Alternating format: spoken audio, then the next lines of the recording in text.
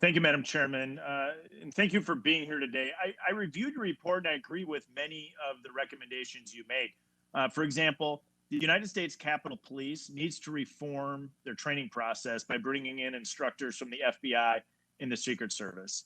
And importantly, there needs to be a cultural shift inside the Capitol Police itself. The U.S. Capitol Police, I agree with you, needs to no longer see itself as a traditional police force, but instead to view themselves as a protective agencies. And these are the areas of the report that I agree with you. However, after reading the report, I also have a series of questions. And I have significant concerns that many of the proposed changes that have been recommended in the past have actually been failed to be implemented. And so if I can, let me just dive in with a couple of questions. In March of 2016, your office produced a report called the Evaluation of the United States Capitol Police Division of Intelligence and Information Analysis. And in that report, you provided 6 recommendations that would establish adequate internal controls and processes for the intelligence division. Did U.S. Capitol Police implement those recommendations? So that's our report. These are the recommendations we asked them to implement or consider whether they agree with them. And so to build on that, was there compliance to ensure those recommendations were being implemented? Well, that's why we do from time to time to go back and do what we call a follow-up, which occurred, I believe, it was 2019. We did a follow-up on the very same thing. And we know that there were some things reemerged and there were some additional recommendations being made. That's pretty standard practice for us. We will issue a report, we allow it. We will then do what we call a follow-up of the report. Now we do that. But in that follow-up, was there compliance with those recommendations in your opinion?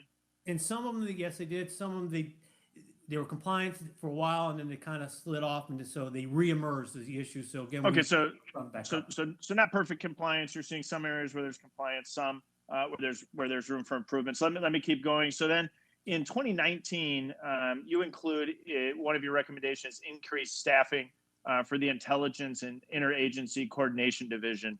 Was this recommendation included in your previous report as well? I don't recall if that was in our previous report. I can look back on that and see if that was a recommendation. I'll offer to you that in my reading, I believe it was. Okay. So we can put a pin there. But broadly, has this recommendation been implemented? They have increased some. In our flash reports, we're asking them to increase additional folks.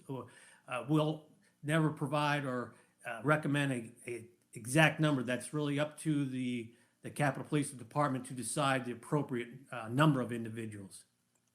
But I'll shift gears slightly. The department's required to update the intelligence priorities framework on an annual basis and review and evaluate the IPF on a quarterly basis. Is that right? That's true, and we've found that reemerged, and they were not doing that. So you've identified that there was a recommendation, again, it was set forth, but not fully implemented in your review. Right, correct.